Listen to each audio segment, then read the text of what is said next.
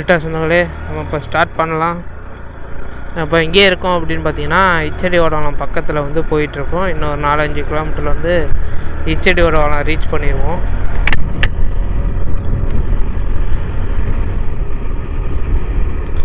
இந்த ரோடு வந்து பார்த்திங்கன்னா, நம்ம புதுக்கோட்டை டு பட்டுக்கோட்டை போகிற வழி. கரம்பக்குடி போயிட்டு புதுக்கோட்டையிலேருந்து இச்சடியோடவளம் வழியாக மலையூர் வந்துட்டு, மலையூர்லேருந்து கரம்பக்குடி போயிட்டு, கரம்பக்குடிலேருந்து பட்டுக்கோட்டை போகலாம்.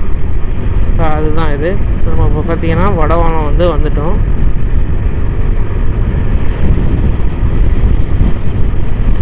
இந்த ரோடு பார்த்திங்கன்னா ரொம்பவே டிராஃபிக் கம்மியாக தாங்க இருக்கும். நீங்கள் புதுக்கோட்டை போகிறீங்க அப்படின்னா இந்த ரோடை வந்து நல்லா அக்சஸ் பண்ணலாம். ஸோ எந்த ஒரு பிரச்சனையும் இல்லை. ஃபுல்லாக வீடுங்க தான் இருக்கும் எல்லா போகிற வழி ஃபுல்லாக. ஸோ அன்றைக்கி என்ன கொஞ்சம் விவசாய நிலங்கள் இருக்கும், மற்றபடி ஃபுல்லாக மக்கள் இருப்பாங்க. ஸோ உங்களுக்கு எந்த ஒரு பிரச்சனைனாலும் பார்க்குறதுக்கு ஆள் இருக்கும். ஸோ நைட் டைமில் ட்ராவல் பண்ணுறது கூட இது ஒரு பெட்டரான வழி தான்.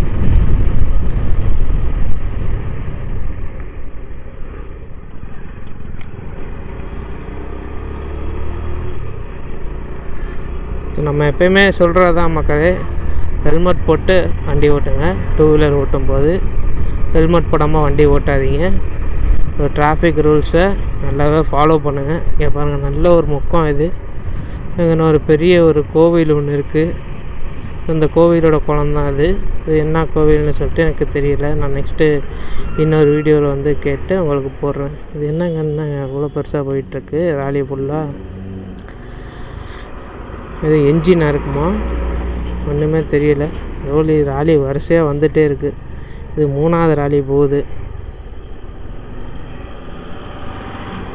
ஜார்க்கண்டோட நம்பர் பிளேட் போட்டிருக்காங்க வண்டியில். இந்த இடத்துல கேப் இருக்குது, நம்ம போயிடலாம். ஸ்பீடு பிரேக்கர் வேறு இருக்குது.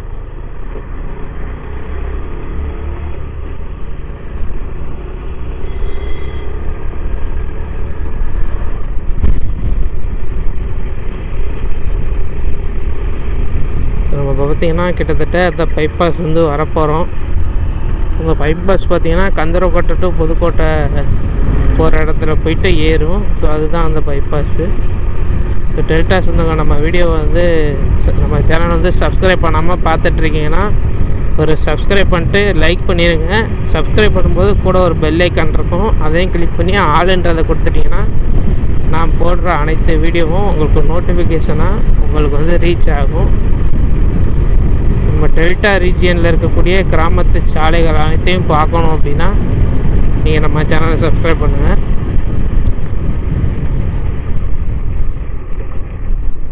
இந்த இடத்துலலாம் கொஞ்சம் பார்த்து கவனமாக தான் போகணும். ரோடு ரொம்பவே சின்னதாக இருக்குது. ராலியெல்லாம் வேறு வருது. இது வரைக்கும் டிராஃபிக் இல்லாமல் இருந்துச்சு. இப்போ பார்த்தீங்கன்னா இந்த கிட்டத்தட்ட இந்த பைபாஸ் வந்துட்டோன்றனால கொஞ்சம் டிராஃபிக்காக தான் தெரியுது. இங்கேருந்து கரெக்டாக இச்சடி இந்த இடத்துலேருந்து 9 கிலோமீட்டர் போனால் நம்ம புதுக்கோட்டை போகலாம். இந்த இடம்லாம் பார்த்திங்கன்னா இப்போ இதுக்கப்புறம் பார்த்திங்கன்னா ரோடு இப்போ புதுசாக போட்டது. இந்த இடத்துல நிறைய ஆக்கிரமிப்புகள்லாம் இருந்துச்சு. இது எல்லாத்தையும் ரிமூவ் பண்ணிட்டு இப்போ இந்த ரோடு வந்து கன்ஸ்ட்ரக்ட் பண்ணியிருக்காங்க. இது வந்து பஸ்ஸெல்லாம் வந்து இதில் வந்து இங்கே நின்றுட்டு இதுக்கப்புறம் போகிற மாதிரி தான். இந்த பக்கம் போனால் கந்தரக்கோட்டை, இது புதுக்கோட்டை டைரெக்ஷனில் நம்ம போகிறோம். ஸோ இந்த இடத்துல வந்து திருச்சி 63 கிலோமீட்ரு. நம்ம ஸ்ட்ரைட்டாக போகிறோம். புதுக்கோட்டையிலேருந்து வேளாங்கண்ணிக்கு பஸ்ஸு போகுதுங்க. தஞ்சாவூர் வழியாக போகுதுன்னு போட்டிருக்கு. ஆனால் கரம்பக்குடி போகிறாங்க. ஓகே அந்த ஸ்டாப்பில் வந்து நிப்பாட்டிட்டு போவாங்க. இதில் போனால் கந்தரக்கோட்டை போனால் நம்ம இப்போ வந்து புதுக்கோட்டை தான் போகிறோம் அப்படின்றனால நம்ம இந்த ரூட் எடுத்துட்டோம்.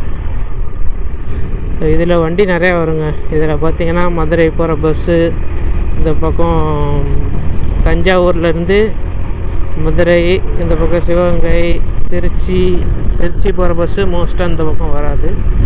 தஞ்சாவூர் டு திருச்சி போயிடும். மதுரை, சிவகங்கை இந்த பக்கம் பாண்டியர்கள் இடத்துக்கு போகக்கூடிய பஸ்ஸெல்லாம் புதுக்கோட்டை வழியாக தான் போகுது. தஞ்சாவூர்லேருந்து புதுக்கோட்டை வந்துட்டு தான் போகுது. ஸோ அது மட்டும் இல்லாமல் மெயின் டிரான்ஸ்போர்ட் இது national highway. Thanjavur to Madurai national highway தான் பார்த்திங்கன்னா இது. புதுக்கோட்டையை தாண்டிட்டோம் அப்படின்னா மதுரை டு சென்னை அந்த நேஷனல் ஹைவே வந்து நம்ம பிடிச்சிடலாம். இதுவுமே கொஞ்சம் டிராஃபிக்காக தான் இருக்கும். ஒரு சில நேரம் டிராஃபிக்காக இருக்கும், ஒரு சில நேரம் டிராஃபிக் கம்மியாக தான் இருக்கும். இது வந்து ஒரு நேஷ்னல் ஹைவே தான் இதுவும்.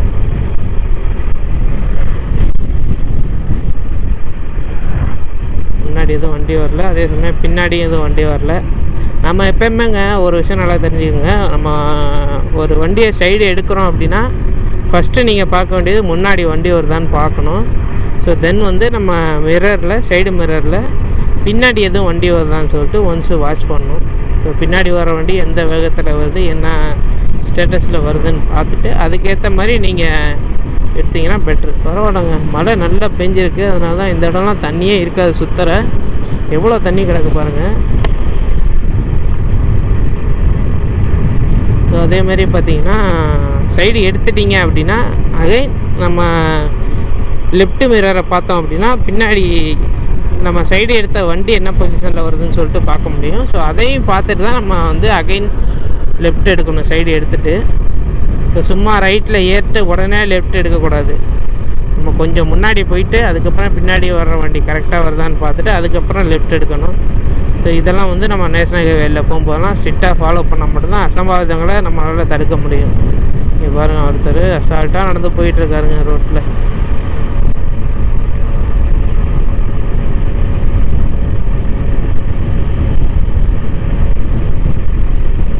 இதுமாரி பஸ்ஸெல்லாம் வந்து சைடு போல ஏறுவான், நம்ம அப்படி இல்லை. இங்கே பாருங்கள், காருக்காரன் வந்து அப்படி வராங்க. கிரியா இருங்கண்ணே,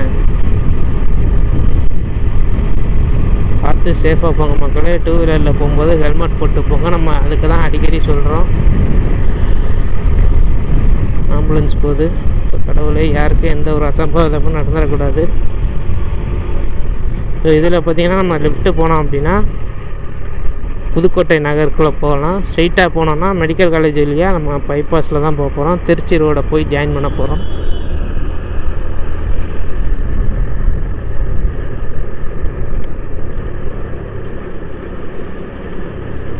ஸ்டாட்டு இருக்குது. இது வந்து மெடிக்கல் காலேஜுக்கான ஸ்டாட்டு. நம்ம இதில் தான் வந்து போக போகிறோம். இப்போ வழியில் ஆடெல்லாம் வேறு நிற்கி, நம்ம கொஞ்சம் பார்த்து சேஃபாக மெதுவாக ஸ்லோ பண்ணிப்போம். பின்னாடி வர வண்டியும் அண்ணன் பார்த்து வாங்க, ஏன்னா ஆடு மாடும் ஒரு உயிரினம்.